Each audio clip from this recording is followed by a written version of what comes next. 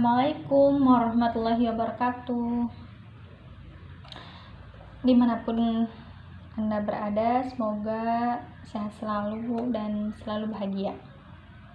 Pada kesempatan kali ini, saya akan membacakan buku yang berjudul Maraqil Ubudiyah Syarah Bidayah Al-Hidayah karya Muhammad Nawawi Al-Jawi, bagian pertama, kali ini mengenai adab bertayamum.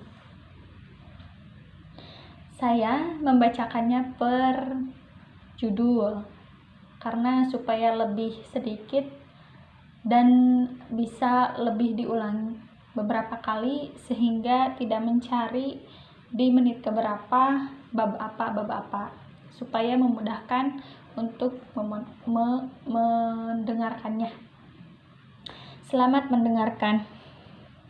Adab bertayamum. Ia adalah rukhsah di saat tidak ada air. Sebagian ada yang mengatakan azimah. Rukhsah adalah menggugurkan qada. Sebagian yang lain mengatakan bila mana airnya tidak ada secara nyata, maka tayamum itu merupakan azimah. Apabila tidak demikian, maka ia adalah rukhsah dengan dalil keabsahan tayamum orang yang durhaka dalam perjalanan sebelum bertobat jika tidak ada air secara nyata, dan kebatalan tayamumnya sebelum itu jika tidak ada air secara syara, seperti bertayamum karena sakit. Jika engkau tidak sanggup menggunakan air karena salah satu dari 6 sebab, maka bolehlah bagimu bertayamum.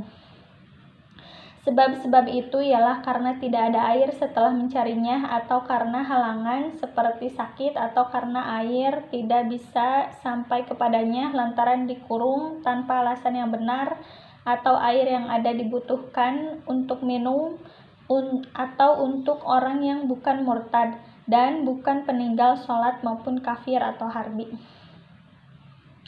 Apabila air itu dibutuhkan suatu kepentingan, maka wajib menyimpannya dan haram dipakai untuk berwudu demi memelihara nyawa atau anggota atau manfaat dari kerusakan, atau airnya milik orang lain dan tidak dijual kecuali lebih dari yang semestinya di masa dan tempat itu, atau seseorang menderita luka. Diriwayatkan oleh Al-Hakim bahwa seseorang lelaki menderita luka di zaman Rasulullah SAW, kemudian ia mimpi hingga keluar mani. Orang-orang menyuruhnya mandi, maka ia pun mandi hingga mati. Beritanya sampai kepada Rasulullah SAW, maka beliau mengatakan, mereka telah membunuhnya. Bukankah kalau tidak tahu harus bertanya? Atau engkau menderita sakit yang dikhawatirkan atas dirimu, maka apabila ingin bertayamum, hendaklah engkau sabar hingga masuk waktu salat fajar. Karena tayamum adalah toharoh yang bersifat darurat dan tiada darurat sebelum waktunya. Kemudian carilah debu yang baik dan murni suci, tidak bercampur dengan barang najis. Tepukkan kedua tanganmu dengan merapatkan jari-jarimu di atas debu dengan niat istibahah fardi as-sholah. Kemudian usapkan kedua telapak tanganmu pada seluruh wajahmu sekali. Janganlah memaksakan sampainya debu ke tempat-tempat tumbuhnya rambut, baik tipis maupun tebal, karena tidak disunahkan, mengingat kesulitannya. Lepaskanlah cincinmu, karena melepas cincin pada kali yang kedua adalah wajib, supaya debu sampai ke tempatnya dan tidak cukup dengan hanya menggerakkannya, karena debu tidak masuk di bawahnya lantaran ketebalannya. Lain halnya dengan air, maka kewajiban melepaskannya adalah di waktu mengusap. Demikian dikatakan oleh Ahmad Al-Mahi. Adapun dalam tepukan pertama, hukumnya sunnah supaya seluruh wajah bisa diusap dengan tangan sebagaimana dikatakan oleh Al-Mahalli. Tepuklah untuk kali yang kedua dengan merenggangkan antara jari-jarimu dan usapkanlah dengan kedua telapak tanganmu pada kedua tanganmu sampai dengan kedua sikumu. Jika tidak bisa memenuhi keduanya, maka tepuklah sekali lagi hingga memenuhi keduanya.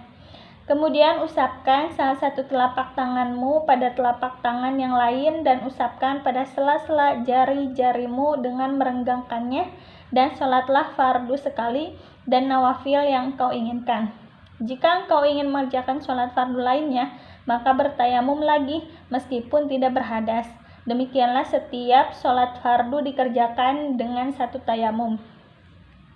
Ya, apabila sholat kedua adalah muakkadah atau ulangan, boleh menggabungkan dengan satu tayamum, karena muakkadah menjadi sunnah, meskipun engkau berniat fardu di dalamnya.